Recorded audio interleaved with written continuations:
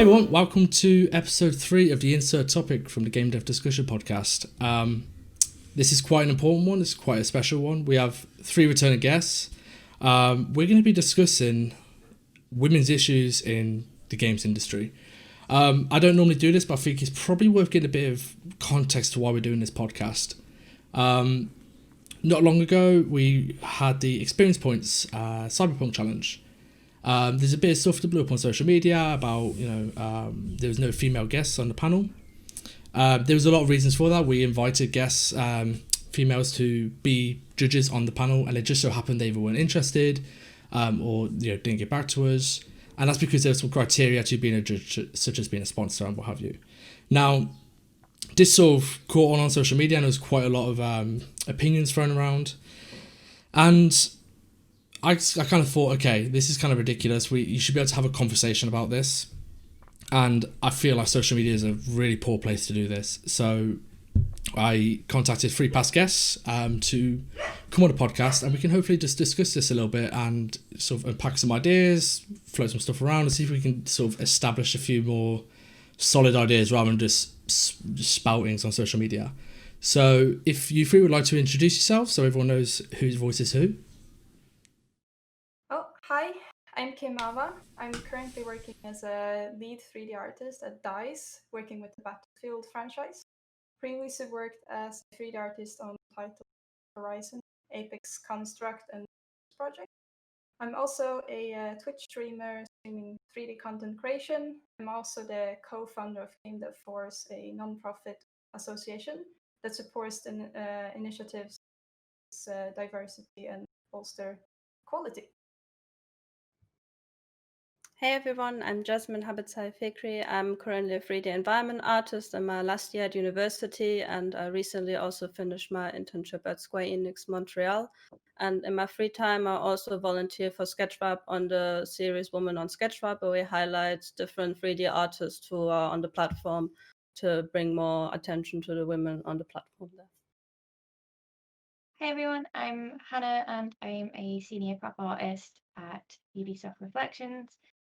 In my past roles, I was a senior contract artist for Decagon, and I was also an art lead at indie company CodeSync. Fantastic. Right. I apologise also to everyone listening. I call everybody guys and dudes, so when I say you guys, don't mean anything by it, it's just habit. But I really appreciate you guys coming on the podcast. I think this is, for me, probably one of the more important ones I'm going to do. Normally these are just me talking to people I'm interested in speaking to out of selfishness, but I feel like this is more one of the important podcasts to serve the wider community. I suppose the best way to start this is I have an opinion, and I feel like this may be born in ignorance, or I might be slightly right in this. I'm hoping by the end of this we can confirm or deny.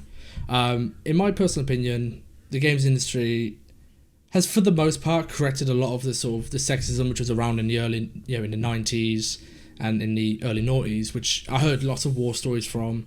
But in my opinion, in 2020, for the most part, we've corrected a lot of this, and we're not going to see the fruits of these corrections for maybe a couple more years as artists come through the ranks and come, work their way through. Now,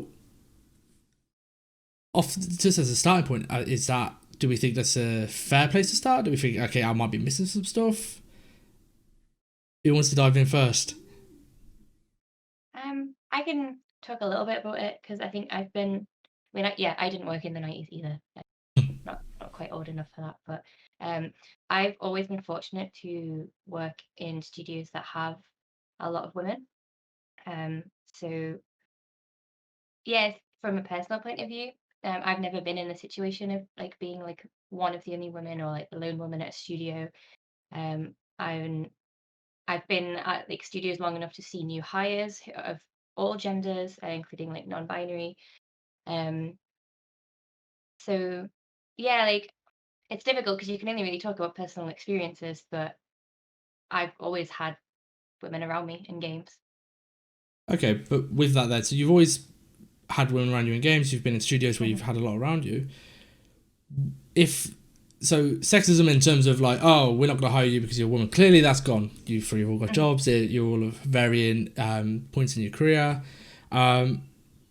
what encounters did you have? Like, I'm guessing there has been something, like, even if it's minuscule, like, what encounters have you had then in, like, not necessarily studios as well, like, because this is our careers. We're weird, like, it's games artists, because our careers are not just what we do in the office. It's like the whole day when we do personal work, interactions with the community. So what, have you had, what sort of interactions you had where you've been like, okay, is this flavored by sexism or whatever it might be? Is anything you can think of? I've had some. Mhm. I had more at university, and I attribute that to people being very young and inexperienced, and maybe having come from more sheltered backgrounds, for want of a better word. And then on the flip side, I've had some with uh, devs who I think are old enough to have probably been around in the 90s and early noughties, but around my generation, not so much. There's been some like a couple of comments from people, or like slight boys club, but it's always stuff I've either, if it's been in work, raised with management, or have just ignored and it's gone away. So I would say that um yeah, I think people of our generation generally I don't have as much a problem with. So you think it might be a case of it's gonna age out, like you said. You have had interactions with devs, but like they were from like they were an older dev generation, and maybe as we go through a couple more, and like I said, I am aware there's still them old boys clubs. I was at a couple of studios where that was very much the case. But like you said, they were all of a certain age. Everyone, this, like I said, this might be one of ignorance, being a male, but from what I've observed in studios I've worked at, people of a similar age, I'd say within like 10 year age either way, I'm like, yeah, they've been fairly word. Educated. Yeah, I suppose that's the only way to describe Educated it. on the issues anyway. Yeah, because and I would say that like those older devs that I mentioned, I mean, it's been like less than 3 ever. That I just want to preface that it's not a common thing at all. Well, for me personally, yeah, I can only talk about what I've experienced. so what about you guys? Is there anything like you've experienced or you've seen in the games industry, like that's clearly bad? Like, did some stuff, like let's get away from the obvious stuff, like we know unequal pays, or like getting jobs because based on your sex is obviously it should be stamped out straight away, and I think it is getting stamped out. In fact, I think it has been stamped out. The things I also want to get into is there's probably some subtle tones that things can be misinterpreted, or are subconscious and we just not aware we're doing them, that affect the way you work, your day-to-day life. So what sort of things have we seen like that? I think I relate to the point with university, because being at university now, I realize how over time people grow up and become more open to the idea of having women in games. But before I even started with university, I had these experiences where I've been interested in games, but I didn't feel like I belong really to be interested in them. A simple example, for example, I would always go to Gamescom here in my hometown.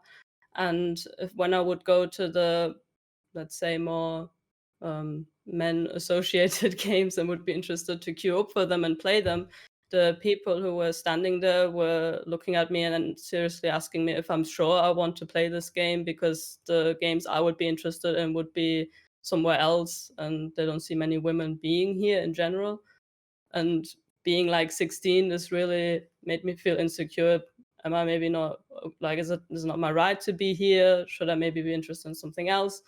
And that kind of carried on with me until I got enrolled into university and realized actually it doesn't matter at all. There's so many people here from different backgrounds with different interests, and I don't need to be affected by this general idea that I need to like a certain thing to be then qualified to get into that field.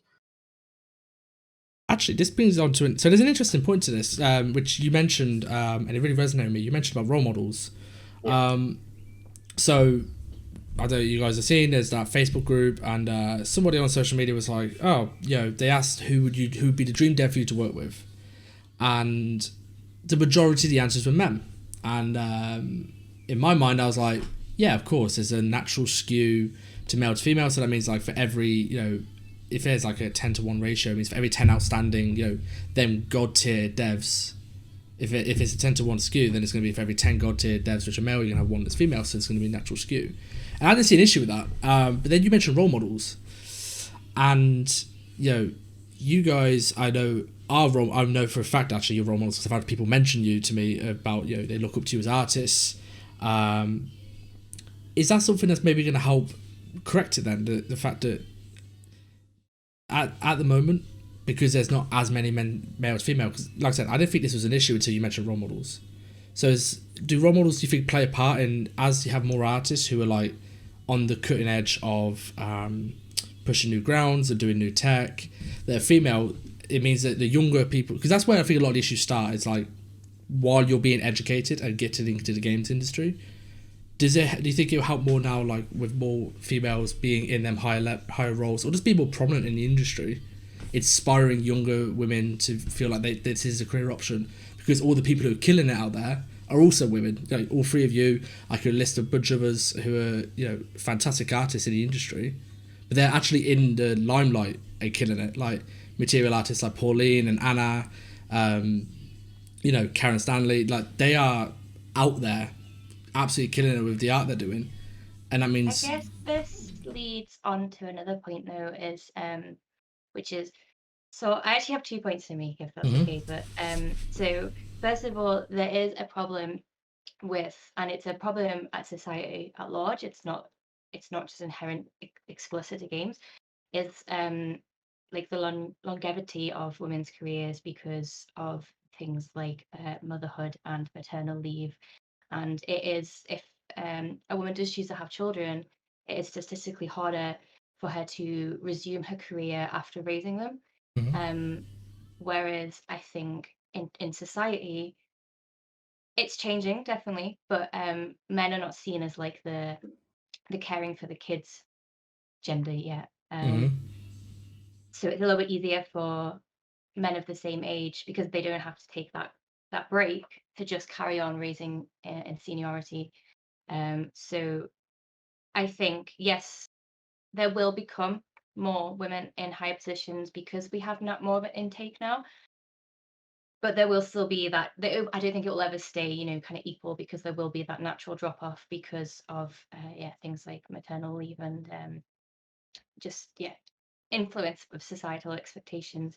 But my second point was actually that Facebook group that you mentioned. I was, because a lot of I don't know if people have seen it, but it's kind of like a week old, I think, and it's just absolutely skyrocketed. There's like 10,000 people that have joined, because I think everyone just invited their pals. But what I've really liked is everyone's posted like an introduction, like it's not on a thread, like they've posted their own, and I've just been reading them all.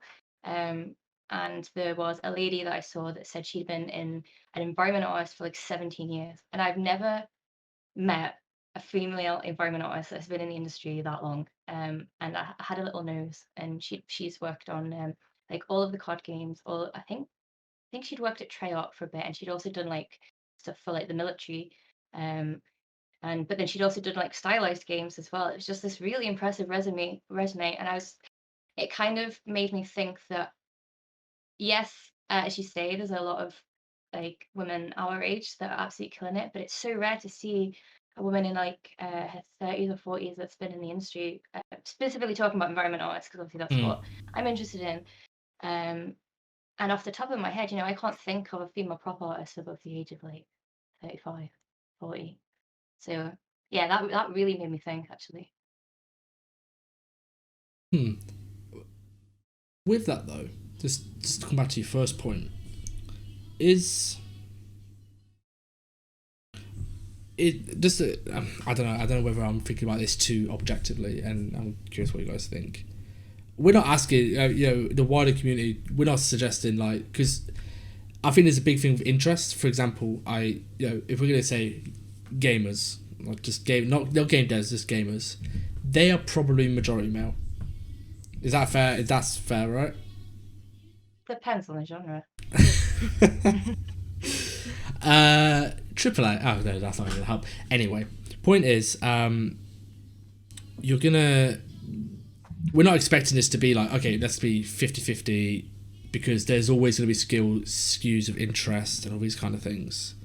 And I agree. I think that we are, as as we go through, we're going to see this trend because, like you said, you've never heard of a props artist, with that sort of that length of resume. I think if we look in 10 years into the future, that's going to probably become commonplace because of all the corrective measures we've already done. Outside of the career aspect of stuff though, because the thing I'm worried about, because there has been a few times people have pointed stuff out to me, about the way I behave. In terms of, I'm very bullish in the office. When I speak to people, I'm very straight talking, and that's not always good for interacting with people. What's some more subtle things that go on, like, because that's the stuff which I feel like I see spoken about on social media, not enough, because that stuff actually affects you on the day-to-day. It's kind of like keeps picking away at you every day. It's when these small little things. What sort of interactions have you had like that? Because I think the big career stuff, like I said, I think we fixed. I think in 10 years' time, the point you made about like there's only 50, you only need one props artist with like 15 years experience. I think that's going to become commonplace in 10 years' time. What's the sort of stuff at the moment which we haven't fixed? The subtle interactions between colleagues, between community, that actually is still an issue right now. Well, I can take a little bit of like my experience, like during the past years now in the industry, and subtle things. I think, like especially like the studios I worked for haven't really had this like good. Well, it's never been an equal place. Sometimes I've been the only woman, or sometimes we have been like, 10% of the like ratio. And I think a lot of the times, well, it can, if you only have like men, it becomes this certain like way of behaving. And like there's been a couple of times where I only like, during the job been speaking to like a new colleague because I need something, whether it be like, okay, someone needs to fix for the animation pipeline for the props to work or whatever. And then you go and speak with this person. And the next day you can get a text being like, hey, I think we hit it off pretty well. What do you say about getting a coffee together? And I'm like, no, sorry, I'm not interested. And that happens quite a lot.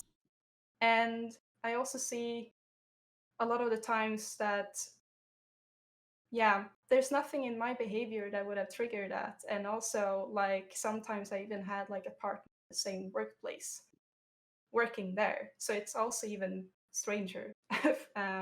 So that is like small, subtle things that I have encountered that are very annoying because it makes me sometimes afraid of going and talking to a colleague. So I might resort to giving them a Slack message or any other internal tool instead with a chat, because then we won't interact with each other and it might be less than that they will, get in touch later. So, and that for me, yeah, I still try to go and talk to people, but it's like whenever that happens, it puts you off a bit. And that goes also like, I talk a lot with students as well, like going around to schools. And when I first got hired at DICE, I think I'd been working there for 2 weeks. A student came up to me and he was like, oh, so you work at Battlefield? Well, you destroyed the game for me. I'm like, sorry, what? Yeah, like you're the reason why you have women in the game. And I'm like, the game has been released and I've been working there for 2 weeks. How did this add up? And I asked him like if he honestly thought that, and he went on for like 20 minutes, and then he had the guts enough to ask me like, so as you can see, I'm very, into Battlefield. How do I get a job at DICE? And I'm like, yeah, well, sorry, that's never gonna happen. Oh no. And he was so but I'm so passionate about it. I'm like, you just offended me and a lot of other of my colleagues by just this statement. How do you possibly think that anyone is higher? So, and I mean, it's not. Yeah, for me, it tends to be quite common actually. And nowadays, like the past years, I kind of like I deal with it and brush it off. But in the beginning of my career, that was very hard to deal with. So for me, having other women that I could reach out to for support was really important. So that's like one of the reasons why we also founded like Game Dev Force to like, bolster and also empower people, and not just women but minorities, because they will encounter things that are hard to deal with on your own, that you just might need someone to reach out to and be like, hey, it's okay, and then you can move on, with your life, instead of like feel like you're trapped or maybe afraid of something. So yeah, that's like some things that I encounter. See, they're the ones. See, that's the sort of stuff I wanted to talk about, because it's just like, because if I say it's completely unacceptable, and it's like it's a problem unique to. I feel like it's unique to women. Like, let's face it, it's a pretty commonplace. You don't have women walking up to dudes in work doing the exact same sort of behavior. It's very. I've heard this from multiple female people I've worked with in the past, and it's kind of like, and it kind of goes against my normal like mindset of we're dealing with individuals. So there are people who do that, who behave like that. You approach you have one conversation, it feels like that's you. Think you want to go on a date or something. It's like I normally react without when I hear stuff like that. Oh, the dude's just a moron and he won't last very long. But the fact that it's happened, it's happened multiple times for you. And like I said, I've heard this from multiple people. It happens online really prolifically as well. I know that I've spoke to you guys about it in the past, but like, I post stuff on Facebook, on like 10,000 hours or something, and my message request inbox is just suddenly full of very inappropriate comments. And some of them are people who have connections to people I know, and it, yeah, like as you were saying, Kim, like, I've had friends who have been approached by, like, have been sent messages by the same people, and then we've spoke, and because that's something people need to remember, is people speak, and it's like, yeah, that person said these really inappropriate things to me, so maybe just be cautious when you speak to him as well. But yeah, I think it's a little bit easier to ignore it online. I actually don't know what I'd do if someone did it to me in the studio, slap any them. studio. I think I'd just be so dumbstruck. I mean, but the problem is, you mentioned like there's like this shouldn't be solved by you guys having to confide in each other. Like, oh, this knobhead said this to me. Oh yeah, he did say it to me. Like, to me, I'm feeling like from the outside looking in, because it is literally outside looking in. It's like, why would you even? It shouldn't ever get to that stage of you having to confide in each other. Like, where like so? It's out of curiosity, is this from younger people? Because we mentioned before about people obviously mature and they realise their inappropriate behaviour.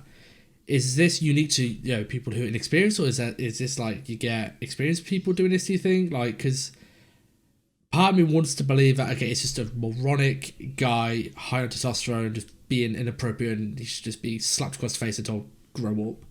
But then part of me is kind of scared that this isn't unique to just young guys in junior positions behaving inappropriately. Is that? I can say that the age doesn't really always matter. Like, I mean, of course, if you're student, you might be a younger age, but sometimes students are like an older age as well. And in workplaces, definitely mixed age for me, at least when I've gotten comments like that. So, yeah, I wouldn't. I would say like a lot of these things probably depend on like where you're back and like the culture you grow up in. And in games industry, it's very common to get people across all the world. And even if like maybe where I'm living in Sweden is very like equal in society, and it's still not like 100%, of course. I mean, we still have people from other backgrounds, but also like here, you might have been growing up somewhere completely different, or you've parents have had other values as well. So I think a lot of the things we experience are like from our past and like just the general norms and society around us, and necessarily not always just the person to blame, because there's something in their growing up stage that they've been introduced to these behaviors that causes them. Yeah, I agree with that. Because at university, we have similar issues where it's just so many cultures in one place, where a lot of times people don't know how to interact with each other or how to even deal with issues, and that creates even more issues in the end. And the problems we had at university, working in groups together with, for example, only girls, or having also one guy and 4 girls working in a group, sometimes you could tell that the person wasn't used to having so many women around them, maybe in their life in general, and that resulted in them reacting in the ways they did. And it's for me, it was really difficult to deal with that because I grew up in Germany where women can do anything. But then again, I also have a background where my family is from Iran and women there don't have as many rights. So I can understand when people come from a different place where they might not know how to live in a society that's maybe viewing it differently. But then there's also people who are from Western countries and they still behave that way. So it really depends on, I guess, in what environment you grow up. If you have women around you and also strong women who work and do things and are established in what they're doing. But doesn't I all that like to get think stopped? people can change as well, though. Like, Yeah, if Yeah. if it is at university, or maybe they've, even if they're older but haven't been in the industry in that long. Obviously, if they've been in the industry in ages and they're still doing it, then there's something wrong there. But yeah, I hoped that, and I sometimes try it, sometimes I just ignore it, but sometimes you can just be like, why did you think this was appropriate to do? And then sometimes when people are faced with that, like, oh shit, suddenly I have to answer for myself. but they Yeah, should though, right? They should, because I'm sorry, like, to me, when you all the cultural stuff, I'm like, when you cross the threshold of your workplace, that your culture goes out the window in terms of like the way you're raised. You adhere to work practices and work norms. So even if in culture, like, okay, in culture is normal for like on clubs or nights out or bars that a guy approaches a girl. That's in a bar where you're like a social place, not in the workplace. And even if they contact you outside the workplace, like, you're breaking any social norm you have, or any social standards are being broken, because when you enter into the workplace, it's like, no, that whole interaction is not the same as in a social place like a bar. Like, In theory, yeah, but I think humans are humans. Like, yeah, and I think it's that never gonna be that perfect. I think also that sometimes it's just, I heard from other people that they got comments that they're wearing high heels and they sound like a horse when they're walking in the corridor. And the next day, a man walks by with cowboy boots that also sounds like a horse when they're walking, but they don't get called out. And I think it also stems from like insecurity, perhaps. It's the same with like if someone having a skirt or a dress. I've also had like other people reaching out being like, got called out because I had a skirt. Apparently, that's not appropriate, even if it was below my knees. So it's like, I think sometimes it's hard. I haven't really seen any, like, when it comes to like clothes at all, like as compared to like friends that working with banks, they have like a clothing like code, like this is what you're supposed to wear. While I haven't really seen that in the game industry, I literally can walk in with pajamas, I guess, and without shoes, barefoot, and Yeah, I doesn't never. really say in my contract that I can't. So it's like some people will dress and walk like that. So it's not really any, you know, people are more free to do what they want, I guess, as well.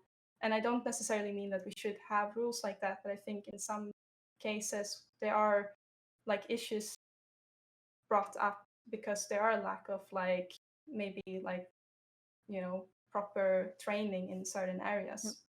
I guess it can blur the line between professionalism and, especially because the job, like, most of the time the job is so fun, and that obviously stems into other things, like why some people don't mind doing overtime and stuff, because it's a fun job at the end of the day. And combined with what you were saying about, like, there's no uniform making you feel like it's not enforcing professionalism in that way. then yeah, I guess it can. And I'm guilty of it as well. Like my desks often end up looking like my bedroom. Yeah, I can see how it can blur, definitely. Is there any way, like, so what does it game? So is this a games industry problem, or is this a society? Because like, to me, this is where it's, to me just sitting here, it's frustrating because I'm like, I don't actually know a solution to that. Like aside from complete like people just changing the way like society behaves, but like, is there things in the games to help correct that? Like, so, because to me, I'm like, no, I don't know anything, and this is kind of the point of the podcast, like talk about these sort of things. But like a colleague approach, so just for the argument's sake, a colleague approaching you is there is to talk to a line manager, is anything like that? Does that actually end up solving stuff? Does that end up making things worse? Does it just make things more awkward? What do you think about like that sort of route? Because I can imagine my thought process going down that rabbit hole of, yeah, I tell the line manager, then everyone thinks I'm a bitch because I could complain about a guy just being, because he was just being friendly, and it's like that doesn't actually solve the problem. So is there anything you can do in a games industry as a whole to like help solve that sort of behavior, or is there just no room for it? Like when you see it, you tell someone and hopefully that person gets disciplined and they don't do it again. Like, how do you fix this? I think in general, like with any young industry or industry that is more dominated by, in this case, the other opposite gender, like there are going to be issues and a lot of them stems from society. But of course, you can always, be in the forefront of fixing those problems. Like my mother is the locksmith industry, and she is one of the few women that are a locksmith and working with it. So she has to deal with a lot of similar issues that I have on a daily basis, and sometimes even worse because being a locksmith also require a lot of strength. While can't really argue that require a lot of strength sitting at the keyboard. So then there becomes other like I guess comments or issues at hand. But I think like for game industry, which is also fairly young, deriving from like tech industry that is also not that old, it's like there's a lot of things that have to change in society. And as you mentioned in the beginning, it's like if we have more women in the game industry now and then even more in 10 years, then we will see more people that have those 50 and 70 experience, and probably then in higher positions as well. And there might be, at a point where the curve flattens and some of the issues are not there anymore. But until then, by own experience, if there is something I can't solve myself or are comfortable with solving in my workplace, I will reach out to my manager, or if I have another like director or lead or anything that I think that I can talk with, that I'm comfortable with, or if there is any other one at the workplace that might not be directly about me that I can reach out to, feel comfortable with, because they're not really gonna, charge on. Maybe some will, but hopefully not. They will actually ask you if they want help with the issue or if you only speak with. And I think that's important for anyone working with people management. Respect that even if someone reach out to you, they might just want to get some support emotionally to deal with the problem and not have it fixed for you. I think I would, going from past experiences as well, when you were saying, just sorry to go back to your point, but like, or what can like actually make things better is, as Kim was saying, if you go to line managers or directors or whatever, and if you do choose to get them to speak to the person who has done whatever, it would be nice to see more apologies, because there have been things in my past many years ago where I'd speak to someone about something that happened, and then I'd just be told that they'd been spoken to. The person didn't apologize to me, and then I wasn't allowed to bring it up ever again because it'd been dealt with. And I don't find that kind of approach to things, whatever it is useful. Or yeah, I'm trying to be so careful to not like speak about specific things. But there has been times where things have been felt like they've been swept under the rug, and I've not seen any proof that there has been, that person understands why maybe what they did or what they said wasn't acceptable, or hurt feelings or whatever. Whereas on the flip side, um, I've been spoken to about maybe I upset, because I can be very blunt. I'm sure anyone who knows me, and I've been spoken to about that. And often like gone and apologized to the person, or had a meeting, a one-on-one with them, and talked it out. Whereas it never felt, again, this is past jobs years ago, but it never felt reciprocated. So definitely,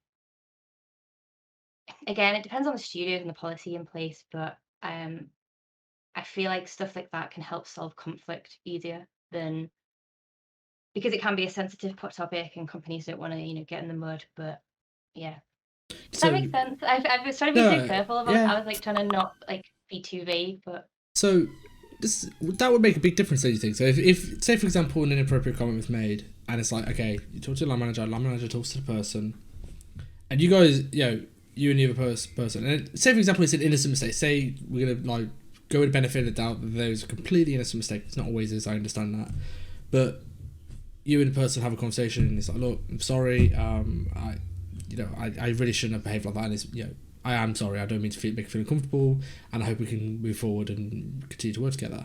Do you think that would help solve it? And I mean in a way where it's, like you said, it gets swept under the rug. And I have seen this in the past in studios,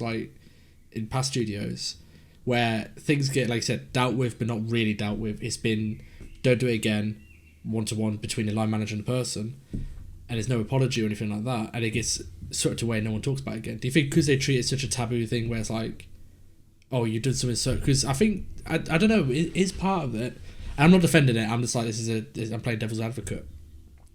Is part of it that, okay, if I get this person to go and apologise, say I'm the line manager and I speak to the guy, like, look, you said something inappropriate, I don't want you to go talk to him and apologise personally, because then it blows up out of a situation. You could potentially get yourself in a lot of trouble and everyone hates you because you're a chauvinistic prick.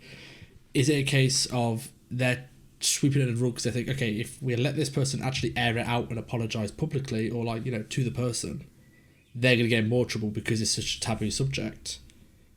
Do you think that plays into it, or do you think it's a case of, no, they just sweep it under the rug because they don't want to deal with it and the person isn't actually sorry? I think a bit of both. It depends on what's happened and what studio, but also I think like everyone who, well, most people rather, I shouldn't blanket, but most people who work in games, have a little bit of awkwardness around them. We're all a bit nerdy, and I think that can play into it, as well as what you mentioned. Sometimes people aren't always, and myself included, aren't always equipped to deal with conflicts like this.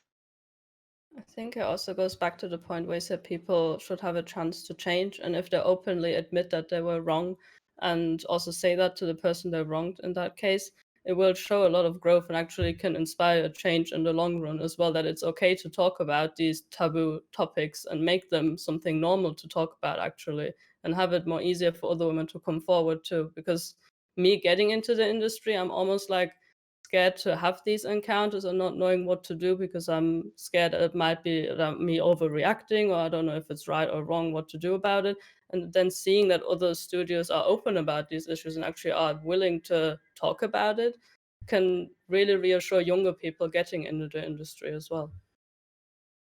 So maybe that's I guess it kind of, Sorry, go on. It kind of ties into the very first thing you said about the XP points. Like, someone might not have meant it, or they might have, and this has happened in the past as well, where someone's made like a jokey comment that you might make to felt like another man, that has just not sat well with me, and they didn't mean it. And I do think they're not like a bad person, and having that chance to talk about it stops me, being resentful and thinking that there's like ulterior motives. But I can then also, communicate that, maybe you should just be more mindful of this in the future.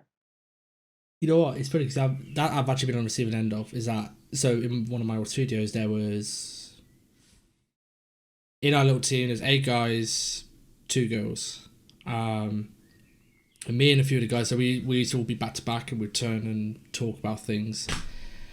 And you know what guys are like, they can talk, we're all sporty people as well, so we're talking about stories on nights out and all this kind of stuff, and there was I was telling an inappropriate joke, or sort of story anecdote, and I remember the girl turned around and was like, "Look, I get you're talking and just having a laugh, but I don't want to hear about that. It's just not on. I don't appreciate it." And it was funny because the reaction from the guys. So for me, I was like, "Oh shit, I've upset her." Okay, and we all turned around and we went for a coffee break, and I sort of grabbed her on the way in. I was like, "Look, my bad. I wasn't really thinking. I was just talking with the guys, and I wasn't really thinking who was around me. So my bad." But the reaction of the guys was interesting because the guys were like, "Oh god, sensitive," and I was like, I mean, I was like 21 at the time, 22, and I was kind of like, sensitive, but I guess in a workplace, people don't want to listen to some stories. You know, it was a night out story.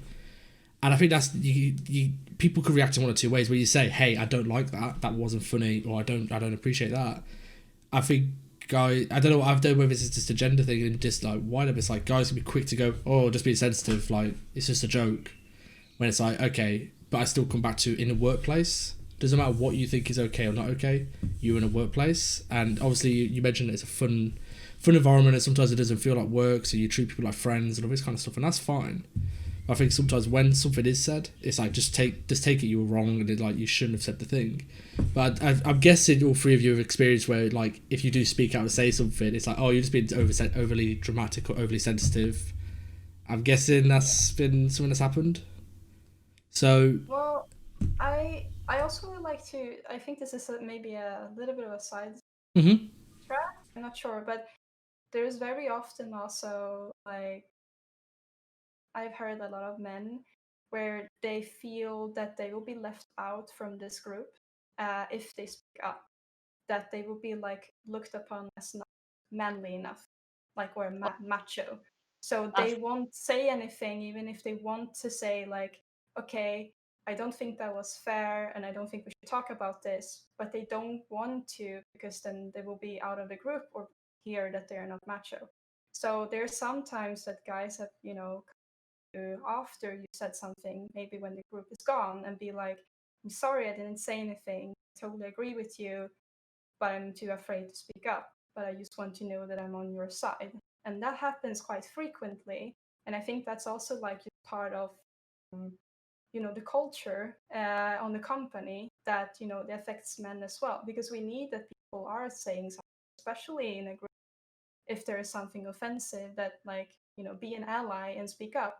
But it's not that easy for men either to actually do that because they are also afraid of getting comments or like getting something later that, "Oh, you're not a man or macho enough," or "Why did you say that? You're not on our side, huh?" So I think there's like another point there that, we need to be careful with each other overall in a workplace and respect everyone regardless. I think it shows us how difficult a line it is to try. Because you make that point, it's interesting because there's someone, again, this is in the same studio, did that. They were like, "Hey," so someone I work with, we're having a laugh and we're taking a mick out of like how strong she was. She was a very petite girl, and he was like, "Dude, stop! It's just out of order. Like, leave her alone. Like, it's nothing to do." The girl was quite angry because she was one of us. She was like, she had a very guyish sense of humor, and she was a bit like, "I'm fine. Like, don't speak on my behalf." And now with that, the point you're making, I think it just shows how difficult it is because it's kind of basically don't go over the top of anything. Don't take everything with a pinch of salt. But it's like it's so hard to tread that line. Because like I said, you don't want to speak up, and then all the guys are like, "Oh, you're just, you're sucking up for whatever reason." But then you don't want to speak on someone else's behalf who's actually they're fine. They can speak for themselves, or it's a really hard line to tread. Like even I struggle with it. I sometimes I look and I'll be like, "Is there something to be said there?" No, I won't say anything. And then it's like, and then you look back and you think, "Oh, should something have been said?" I don't know. It's such a weird like. That's the only way I can describe it to me. Like from my point of view, it's such a weird landscape because you say something and you get villainized for it either way. Like, reading the video, right? Like if someone does say, like, the guys, isn't it? Like, can we just like chill it out a bit? Then yeah, I agree with Kim. Like, it would be nice if like they were backed up a bit and everyone was like, yeah, actually, yeah. But yeah, that's when reading the room comes into it, because then if Mm. in your case, if you can see that the girl in question was laughing around and didn't visibly look uncomfortable, or you know, so I have like a lot of male friends from my past job who I'm like really close friends with and have been for years and years, and like I'm just like incredibly silly, and like I've got quite like a self-detrimental humor, and I can imagine if I said or someone was taking the mick out of me, and people didn't know that I was friends with them, they might act the same way. So I think I kind of feel like that's like a social skill that you have to learn a little bit, and just be aware, but don't try and jump the gun, I guess. I mean, you can also, like, if you are that close buddy with anyone in the studio, you might just, not do those type of jokes in the studio that will cause the Oh yeah, issue, yeah. I mean, yeah, in the first place. But then also in cases where you wonder, like, should I have said something or not, and you like still ponder about it, just go and talk to the person and be like, hey, Mm. would you have liked me to say something? Future preferences, so I know if this is something that made you uncomfortable, because I couldn't evaluate the situation to know if you wanted me to step in or not. yeah, that's a good Then idea. you have your answer there as well. Mm. Like, so if you don't, step in the first time, you can always ask, and maybe there is an issue or maybe there isn't. And if there is an issue that they have handled, then it helps. So I hope you guys appreciate this, by the way. I know these are like sensitive things to talk about in terms of, some of them could be quite personal, some of them are quite difficult. I'm really hoping that, because this is helping, me grow a bit of perspective, and I'm hoping people listening, because the whole thing is, like I said, I think on these big sweeping big things like careers and all that kind of stuff, I feel like things are solved, but it's these little nuanced like subcultures of how we interact with one another where a lot of the struggles are right now. And I think my hope is, by doing stuff like this, we're gonna people will just be a bit more conscious. Like you said, hey, you say something, you think you're being perfectly harmless, but when it's the fourth person doing it, people start feeling uncomfortable, start feeling unwelcome, and that's sort of like why we're doing this in the first place. Is that I'm really hoping someone, even if it's just like one or two people, just listen and just go, oh yeah, the way I'm behaving sometimes is inappropriate or not okay, and it hopefully helps correct it. There's one thing I do want to get into, so this is like a complete leapfrog.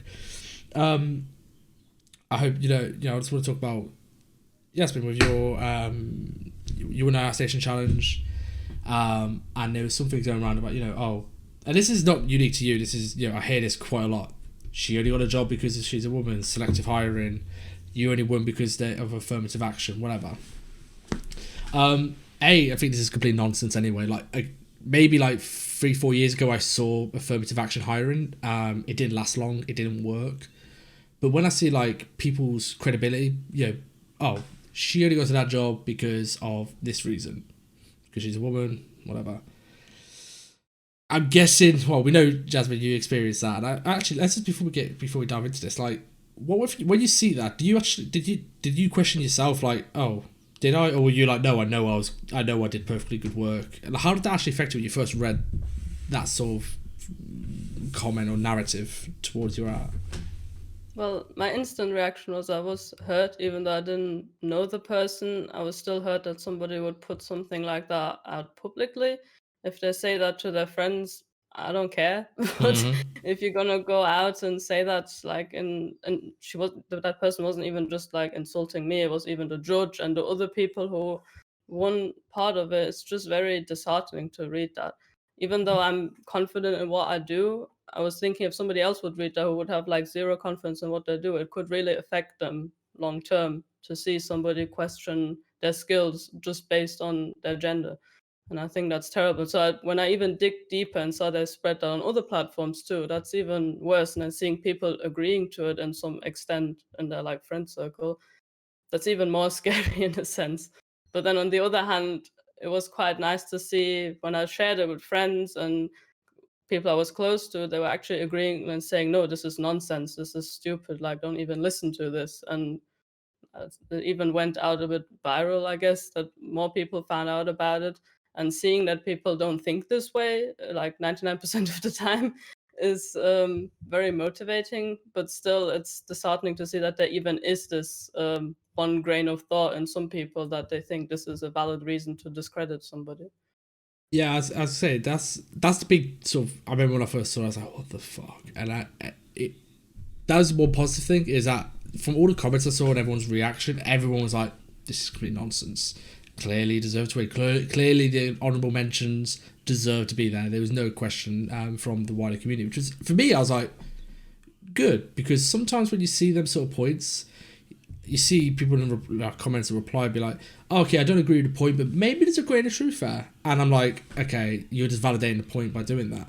But there was none of that. It was just like, no, complete nonsense. Clearly the deserved winner. Clearly all the other people are deserved mentions.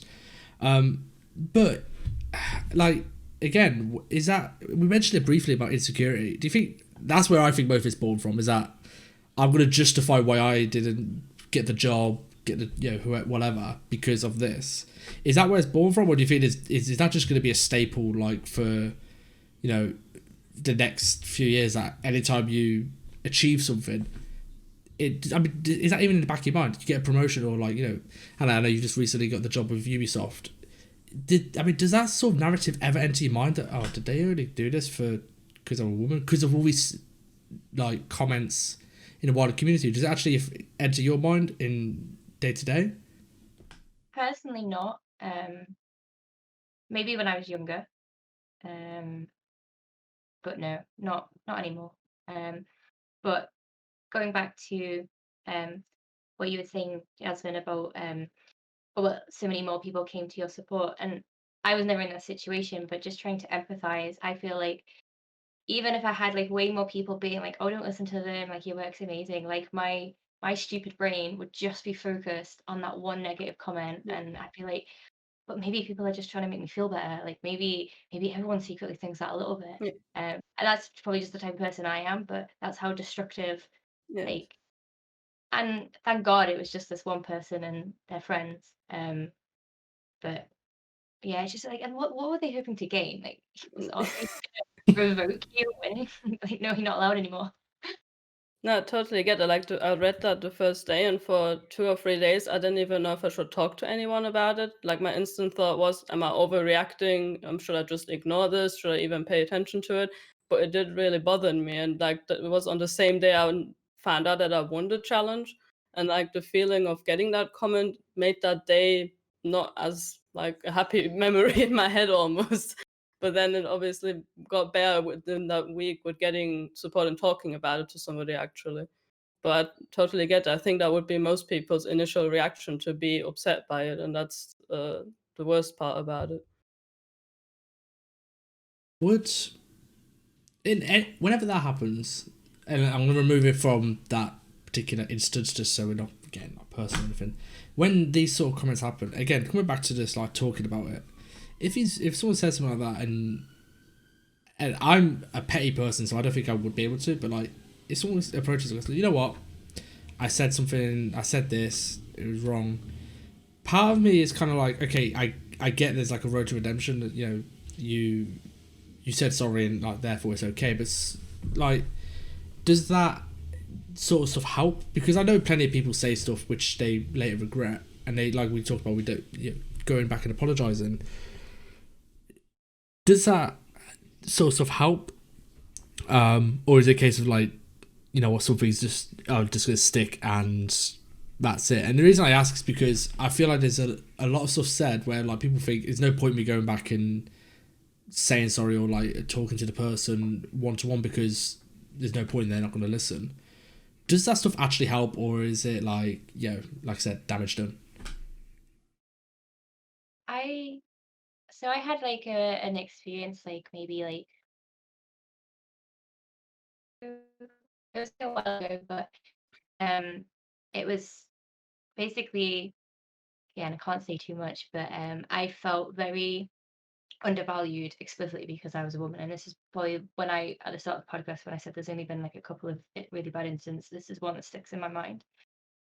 To the point, and this has only happened a very few times, that I actually cried in work. and I'm not someone who cries ever, and it was not a great experience. And one of the people that was involved, my friends are probably going to kill me for talking about this, but there's been a lot of talk about women in games, probably in the last couple of months on Twitter. I mean, there is quite a lot anyway, but I don't know. I've just noticed it more on my timeline recently. But one of these people tweeted about how they wanted to see more women in games, and I remember thinking, I'm petty as well, and I was a bit like, oh, it would have been nice for you to have thought that back then, you know. And I talked to a couple of my friends about it who knew about the thing, and they thought the same, or kind of what you just said, Alex. Were like, oh, it's so long ago. But I was like, I don't think it's ever too late for an apology of like, oh, I was a bit of a knob, sorry. Like certainly, even me with my terrible pride have apologized for things that I've reflected on months, years later, and been like, oh, I'm really sorry that happened between us, kind of thing. And yeah, so I don't personally don't think it would, obviously it depends how serious it is, but I personally don't think it's ever too late just to even send like a casual message, be like, oh, do you know, I was just thinking about this and kind of thing. Yeah, definitely. Because it closes it in your mind at least a bit. Like the pain is still there about that incident, but it's not as open and unfinished in a sense. And you know that person has grown a bit as Yeah. well. And especially if they want to support women in games, I think somebody like that should be honest about their past mistakes as well, and not portray themselves as if they have been doing everything right and they're advocating for something that they might have not even done themselves. So I think it would come across much more honest and genuine as well, that you want something to change and that you're not just saying it because everyone else is doing so right now. 100%, yeah. You could read that as well, can't you, when someone actually means an apology. Like, there's an apology, then there's, I was wrong, and I was a moron on what I said. Like, and this is like getting away from it, but it's like, when you get a fake apology, it's like, hey, sorry, I shouldn't have said that. People are giving me shit online about it, and I am, my bad. It's like, straight away, just by saying, like, validating that someone else has been giving you shit for what you said. It's like, well, you're not saying sorry then because you feel bad. You feel sorry because you're saying sorry because someone told you to. You haven't actually thought about it. And that's why, yeah, when we were talking about earlier about having a one-to-one meeting sometimes, like you said, when you apologise to someone, you'll have a meeting with them. It's because you actually need to talk about what went wrong and why it was wrong. Because for me, it's like, if someone just says something really, like if they just message you and go, hey, this blew up online, so I'm kind of sorry for what I said. It's like, that's not, you're not sorry, you're just sorry people reacted negatively. The classic, I'm sorry that you felt that way.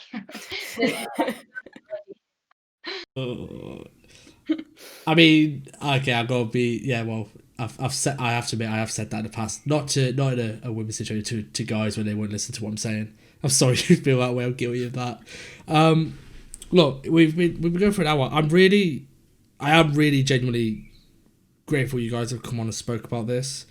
As I said at the beginning, some of the bigger things that get sensationalized. This is why I wanted to talk, because stuff gets sensationalized on social media. We talk about these big things, big problems, which aren't problems. Like, I genuinely believe aren't problems anymore.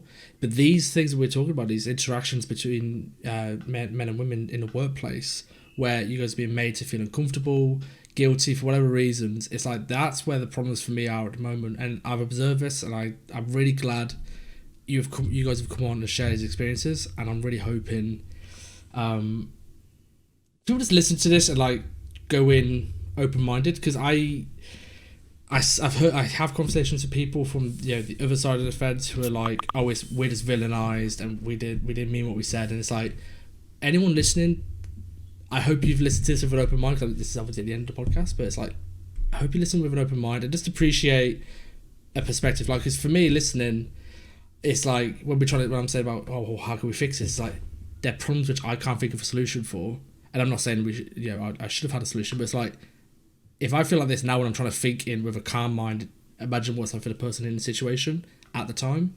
So yeah, genuinely really grateful you three have come on the podcast. I think it's really useful for people to listen to this sort of stuff. Well, it's been a pleasure to be on. Yes, I'm like the most serious one I've ever been on. Everyone listening, again, and more so for you, I know I said it in every podcast, to share and all this sort of stuff. Please, like, actually share this. Even if you disagreed with stuff, I think more long form discussions and conversations about these issues rather than social media 240 character statements to give you lots of likes is not the way we solve these problems and get to solutions. So please share it, and hopefully this is going to help not just young women, guys as well, like actually correct some of this ridiculous behaviour sometimes. But we're going to wrap up. Thank you so much. I'll catch you next week, guys.